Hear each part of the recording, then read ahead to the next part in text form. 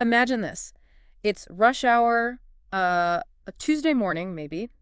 L'Enfant Plaza metro station in Washington, D.C., super busy. Thousands of people just rushing past. Exactly. A whole river of people, eyes fixed ahead, lost in their own thing.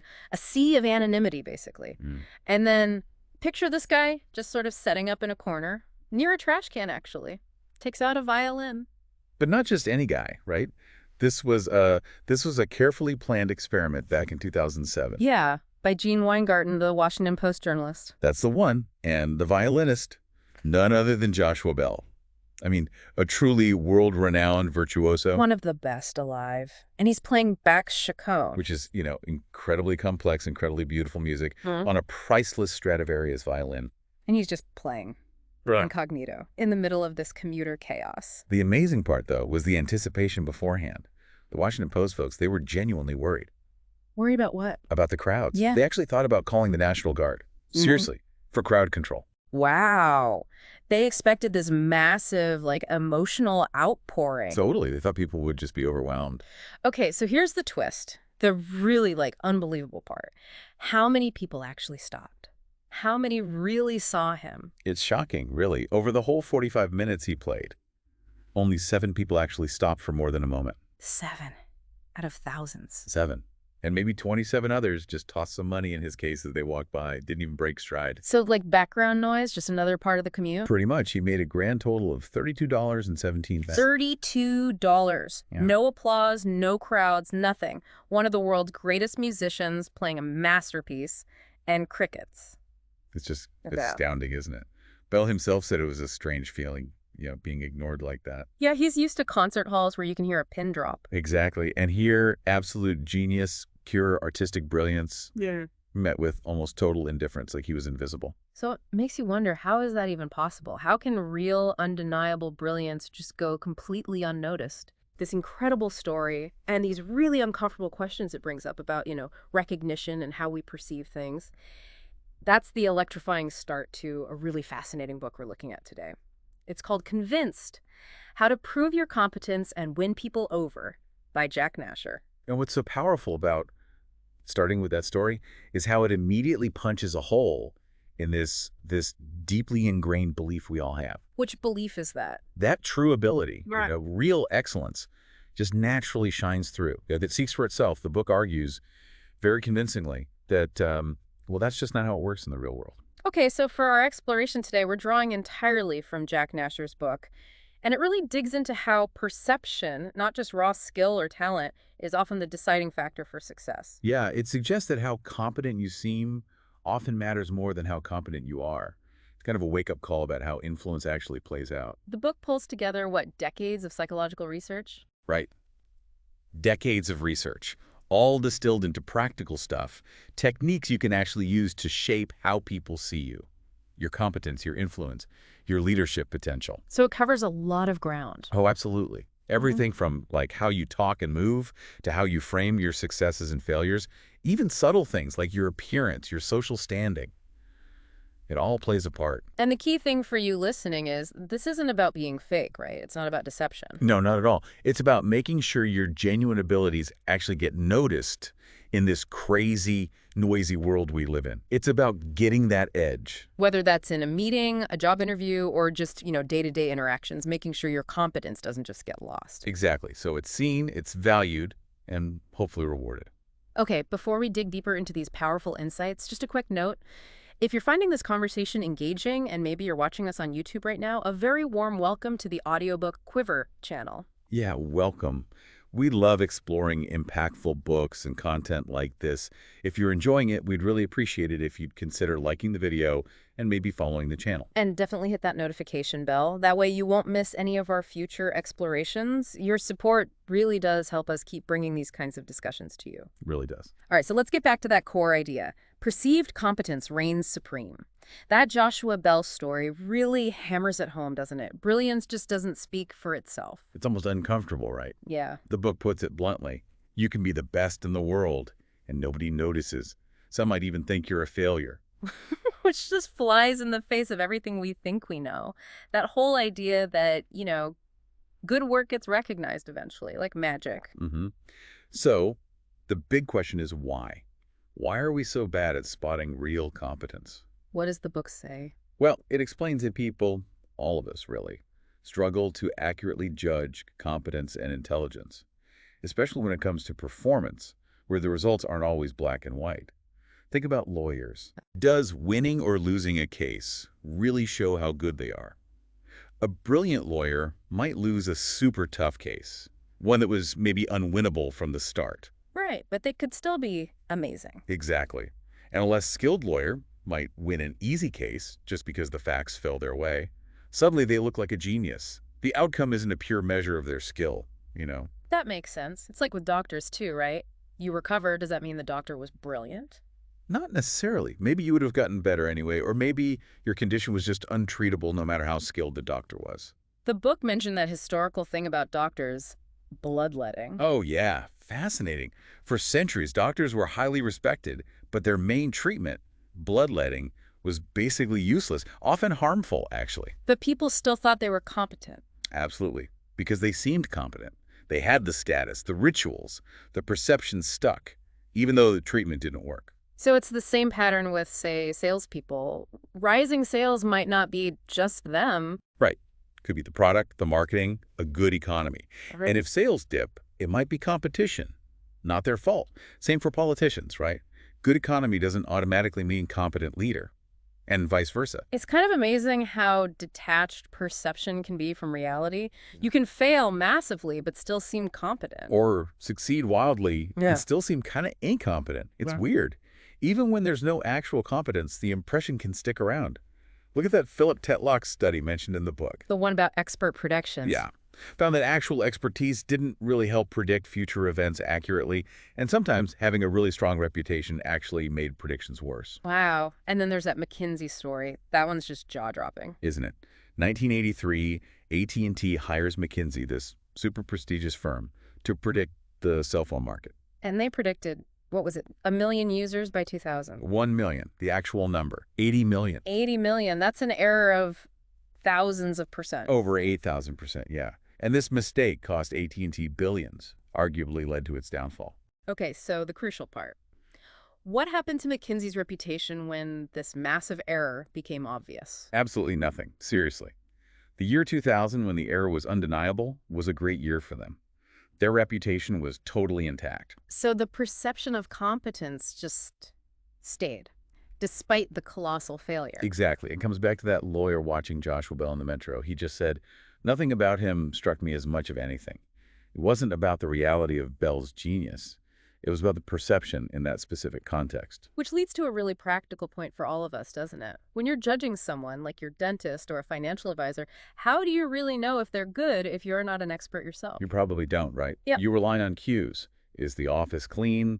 Is the person friendly? How confidently do they speak? The things that are, as the book says, largely irrelevant to actual expertise. Pretty much. It highlights this huge assessment problem we have. We're just not very good at judging true competence, especially outside our own field. So how does this whole idea sit with people? This idea that perception often trumps reality when it comes to competence. Does it feel wrong, unjust? Yeah, I think for most of us, there's an internal resistance. It feels unfair. And that comes from this deep-seated belief called the just world principle. The just world principle. It's this sort of charming, naive faith that eventually everyone gets what they deserve. Good guys win, bad guys lose. You know, like in fairy tales, Disney movies. Right. The universe balances out in the end. Exactly. The book mentions Stacy Furukawa, the one woman who did recognize Joshua Bell in the Metro because she'd seen him perform before. Even she sort of clung to this idea, thinking, see, true greatness does get noticed, even if it's just by me.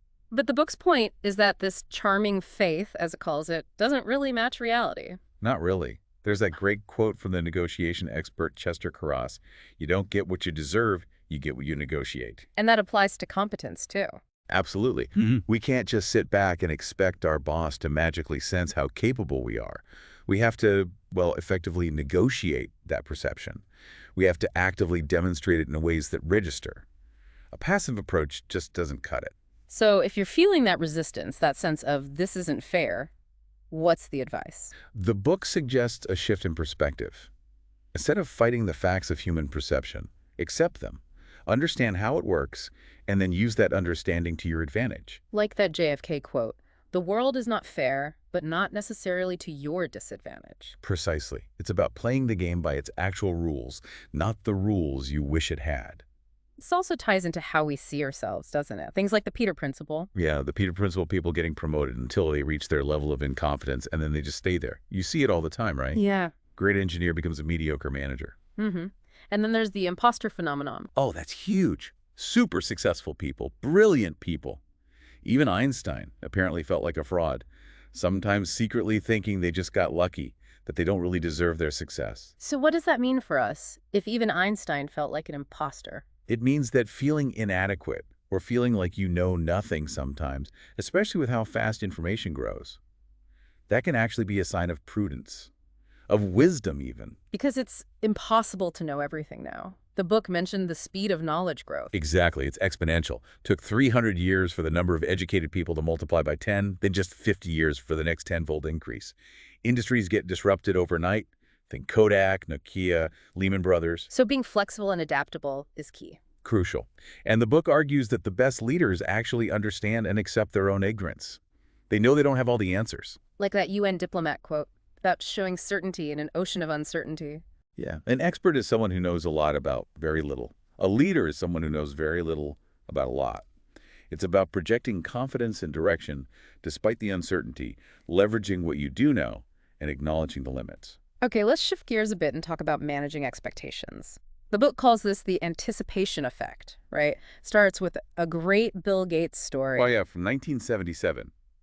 His new assistant, Miriam Lubo, sees this young guy, super scruffy, jeans, sneakers, just barge into the boss's office like he owns the place. And she's freaking out, right? Like, who is this guy? Totally. Runs to a colleague, asking what to do, and the colleague just calmly says, he does own the place. He's your boss, Bill Gates. Huh. Classic. And then the IBM story, a few years later. Right. IBM visits Microsoft. Steve Ballmer apparently said it was like having the Queen drop by or a visit from God himself. Huge deal. But Gates didn't actually have the operating system ready. Nope. Nothing outstanding in hand. But he promised IBM extraordinary results. He knew exactly how to set their expectations really high. Great expectations. Exactly. Then he scrambles, finds a programmer, buys this system, basically a pirated copy, apparently pretty lousy too, initially called QDOS, Quick and Dirty Operating System. Quick and dirty. Love it. Gates apparently thought so too, dropped the Q, and boom, MS-DOS, which then dominated the market, despite, all the crashes and the blue screen of death for years. Right. All because he managed those initial expectations perfectly. And this isn't just anecdote, right? There's research backing this up. Oh, yeah. Schlenker and Leary's study is key here. They found participants who confidently predicted they'd do well were rated as more competent. Even if they performed badly. Even if they performed badly. If you said you'd ace it and then failed, you were still seen as more competent than someone who predicted failure and then failed just as badly. The initial optimistic predictions stuck. Wow. So how does that work psychologically? Why does setting high expectations have such an impact? It comes down to minimizing perceived risk. Deep down, we're wired to avoid what we fear least, not necessarily chase what we like most. Like choosing Starbucks over a cool little Italian cafe. It's exactly. You might prefer the Italian place, but Starbucks feels safer. You know exactly what you'll get. No risk. McDonald's, I'm loving it. It's not about gourmet food. It's about predictable, risk-free consistency. Right. And the old saying, nobody gets fired for buying IBM. Precisely. It's about avoiding the mistake. Microsoft even used those FUD tactics, fear, uncertainty, and doubt, building in weird error messages for competitor software to subtly scare people into sticking with Microsoft. So the practical takeaway for us is... The first step in showing competence is to address those underlying fears. Reduce the perceived uncertainty for the other person. So if you're qualified for a job or meeting a client, their main concern is, am I making a mistake choosing this person? Pretty much. It's often seen as less costly for a company to miss out on a great candidate than to hire an incompetent one. That's why interviews often feel like a search for red flags. It's risk avoidance. And confirmation bias plays into this too. We look for evidence that confirms our first impression. Absolutely. If you think something's great, you'll interpret ambiguous information positively. If you expect someone to be competent, You'll tend to see their actions through that lens. Okay, what about confidence from within? The book talks about priming performance. Yeah, priming is fascinating. It's how focusing briefly on an idea can actually influence how you perform afterwards. Like that Trivial Pursuit study, thinking about professors versus hooligans. Exactly. The group primed to think about professors actually answered significantly more difficult questions correctly, just from that brief mental focus beforehand. And this isn't just a lab trick, right? Athletes use this. All the time. Top athletes visualize success. David Platt watching his best goals before a match. Serena Williams actively suppressing doubts before a crucial serve. It's mental preparation. So the idea is, before something important, big presentation, dream job interview, you should actively visualize your own successes, your abilities. Yes, and consciously push away doubts about your competence. Like that Olympic medalist Sally Gunnell said, that mental edge can be the difference between gold and silver. It also mentioned lack of confidence in managers leading to aggression. Right. When managers feel insecure about their own competence, they can sometimes lash out. So internal confidence isn't just good for you, it affects how you interact with everyone. So if you internalize your abilities, maybe jot them down, review them, it actually changes your behavior. It seems to. Yeah. You start to radiate more confidence, and often your actual performance improves. It's like a positive feedback loop. Now, what about the opposite? What about being modest? The book calls this the perils of modesty. Yeah, it uses that vivid hospital scenario. You've broken your leg, you're waiting for surgery, and the surgeon comes in and says, basically, you're unlucky, you got me. I'm not the greatest, always wanted to be a jazz musician, but hey, I'll try my best. Uh-huh. Yeah, you'd be looking for the exit, wouldn't you? Absolutely. You wouldn't be pleased by his modesty, you'd be terrified. The point is, clients, colleagues, bosses, they want to see confidence. They want someone who seems capable of handling challenges, not someone sowing seeds of doubt. So why does modesty backfire so badly in professional settings? Because people tend to take your self-doubt at face value. If you say you're not great, they'll likely believe you. And everything you do gets filtered through that initial impression of incompetence. Confirmation bias again. But there was that one tiny exception, a single, trivial, negative remark. Right. Very rare, but sometimes it can paradoxically increase credibility. Yeah. Like that job application study where adding, sometimes John can be difficult to get along with, actually led to more interviews. Why would that work? It makes the overall picture seem more believable, more authentic somehow. But, and this is a huge strange, but the book stresses extreme caution. It has to be truly insignificant, right? Right. And not related to the core job skill. Exactly. Saying I'm awful at ping pong is probably fine. Saying I was always bad at math is likely disastrous in most professional roles because math skills are often linked to general intelligence perception. So the weakness has to be obviously trivial compared to the strength. Precisely. As the psychologist said, it reflects a self-assured acceptance of minor flaws. So bottom line, in a professional context, ditch the self-deprecation. Pretty much. People aren't looking for modesty. They're looking for reassurance. They're grateful for signs of confidence. Think George Clooney realizing it wasn't always the best actor, but the most confident one who got the part. That mindset shift. Okay, let's move into framing. The book talks about a competence formula and effortless superiority. Starts with that Harvard legend, Fitzjames. Yeah, the student who vanishes before exams, comes back tanned, and just aces everything, seemingly without breaking a sweat, made him look like a genius. And there's actually a formula for how this perception works. P equals something complicated. Yeah, P, A plus A, M plus M plus D plus D plus L. You don't need the math. But the core idea from psychologists Starley and Goethals is that observers subconsciously weigh three things: your motivation, the task's difficulty, and any luck involved. Okay, so how does that play out? Here's the fascinating part.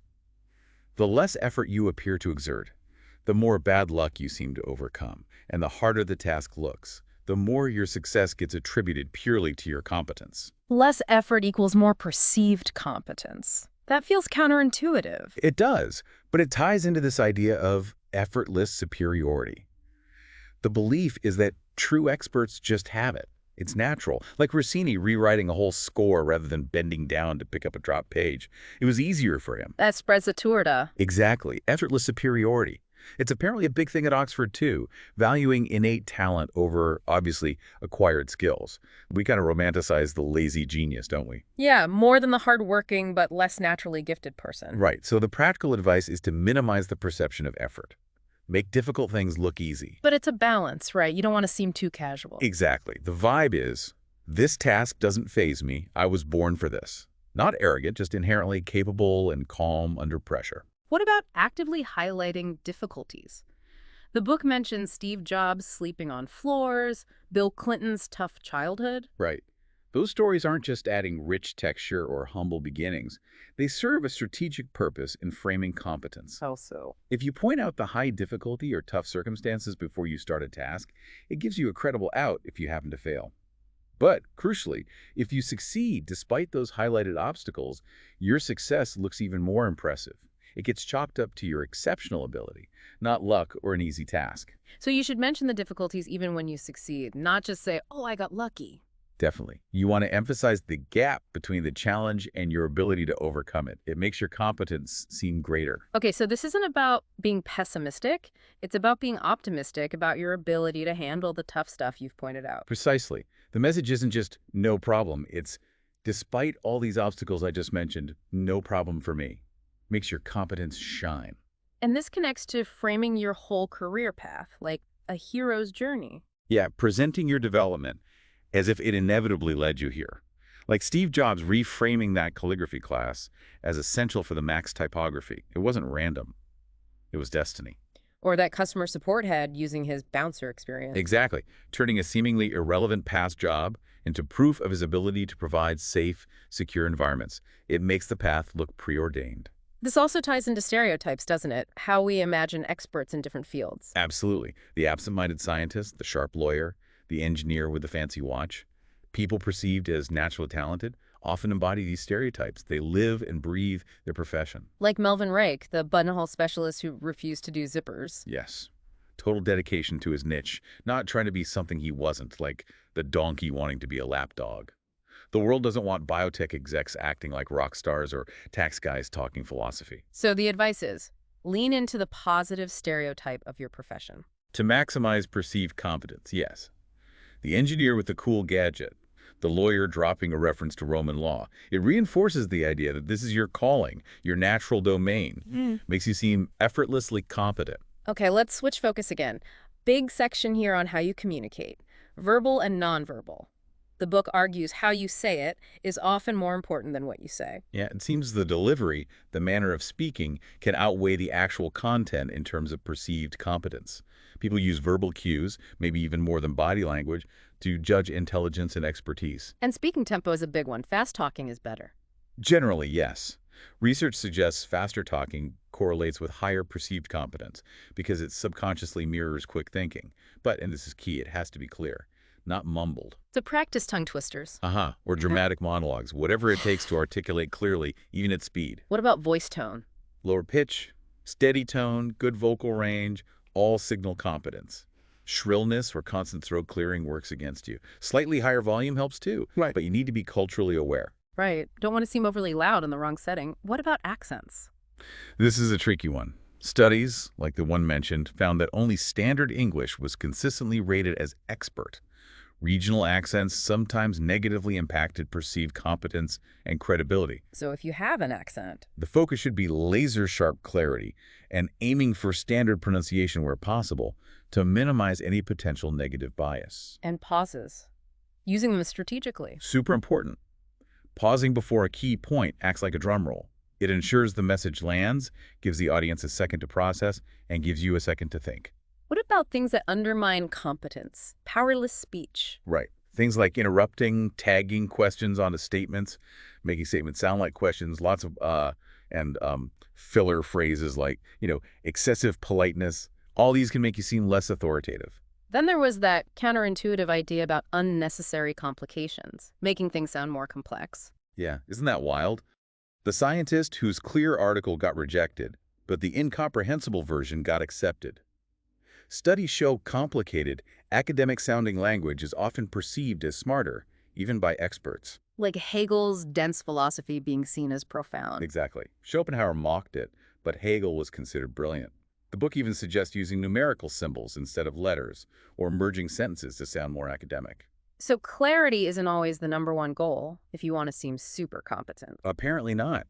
Sometimes a bit of strategic complexity creates an aura of deeper expertise. Makes people think you know things they don't. Okay, now for the nonverbal side, how we show it. The book says our bodies communicate volumes, often more authentically than words, but we underestimate the impact. Hugely underestimated. Let's start with proximity personal space. What's the ideal distance? About 4 to 5 feet or 1.2 to 1.5 meters. That seems to be the sweet spot for perceived competence. Not too close to be intrusive, not too far to seem detached. Good for presentations too. Stay connected to the audience. Posture. Grandmother was right. Seems so. Upright posture works wonders for both men and women. Signals alertness, confidence, nervous fidgeting, bouncing legs, constant adjusting that all reads as low intelligence or anxiety. What about body angle and how you sit? For men, a slight 30-degree angle to the audience, standing or sitting, seems to boost perceived competence. Doesn't seem to work the same way for women. Sitting posture differs too. Men slightly relaxed, women slightly more tense or leaning forward, symmetrical. Subtle differences. And seating choice. Always grab the head seat. Generally, yes, it signals leadership, unless you're in a culture with very strict hierarchy, like Japan, where that seat is reserved. Eye contact. This one's nuanced, right? Very. Maintain it when you're speaking shows confidence, conviction, but break it slightly when listening avoids looking too intense or submissive. Avoid excessive blinking too. The Nixon effect signals anxiety. Like Rasputin staring when commanding, looking away when listening. Exactly. And smiling. Good for popularity, but maybe not always for competence. Right. Constant smiling can seem less intelligent or lower status, apparently. A serious expression can signal higher status in important discussions. What about touch? Appropriate touch, used carefully, can increase status and make people feel secure, boosting perceived competence via the halo effect. Think a doctor's reassuring touch, but highly context-dependent. And height. Taller people perceived as more competent. Especially men, yes. The stats are pretty stark: higher starting salaries, more votes for taller presidential candidates. So how can you influence that perception? Shoes with lifts, good posture, even a couple of inches helps. Standing when others are seated or being the only one standing, strategically using height differences. Finally, enthusiasm. The Dr. Fox experiment sounds amazing. It really is. An actor gives a lecture full of utter nonsense, double talk, contradictions, but delivers it with incredible enthusiasm. And the experts in the audience. Rated him overwhelmingly positively, praised his knowledge. The enthusiasm completely masked the lack of substance. When the same speech was given flatly, evaluations plummeted. So enthusiasm is key for connection and projecting competence. Absolutely. Okay, we've covered a ton on proving competence, but here's a really crucial point. Most of this influence happens subconsciously. Right. If someone laid out all these techniques, you'd probably say, nah, that wouldn't work on me. But it does. It ties into the halo effect, doesn't it? That overall impression matters immensely. Yes, Thorndike's constant error. One positive trait, like neatness, makes us subconsciously assume other unrelated positive traits, like loyalty or intelligence. And negative impressions are even stronger. Much stronger. A bad tie has a bigger negative impact than a nice tie has a positive one. So avoiding negative attention is almost more important than actively seeking positive attention. Don't give people a reason to form a negative halo. And the book highlights two things with a particularly strong halo effect: popularity and attractiveness. Let's start with popularity. We all want to be liked, right? Mm-hmm. And being popular boosts perceived competence. The book talks about ingratiation. Deliberately trying to get people to like you. Does that actually work? Surprisingly often, yes. Job applicants who ingratiate are seen as more qualified. Employees who do it with bosses get better reviews, faster promotions. Even managers ingratiating with colleagues become more influential. Like Joe Girard, the car salesman who just sent "I like you" cards. Exactly. Sounds almost comically simple, but it worked incredibly well. People knew it was a sales tactic, but they still responded positively because, well, we all like to be liked. Even obvious flattery often works. What's the best way to give compliments, according to the book? Indirect praise can be powerful if someone else tells the person you praise them publicly. If direct, maybe preface it with something humble like, you might not want to hear this, but make compliments specific, not generic. And find sincere things to praise unique talents, passions. Authenticity helps. And beyond compliments, showing genuine interest. Absolutely key. Like FDR reading up on his guest's interest beforehand. People care most about themselves. Making them feel you're truly interested in them is incredibly effective. What about agreeing with people? Opinion conformity. We naturally like people who share our views. The book suggests subtly mirroring opinions. Maybe research someone's view and express agreement before they do. Makes it seem genuine. The Sokol hoax is an extreme example of nonsense got published because it seemed to align with the editor's views. And self-presentation, highlighting similarity. Yeah, we do this intuitively, finding common ground age, hobbies, hometown, whatever, using we instead of I.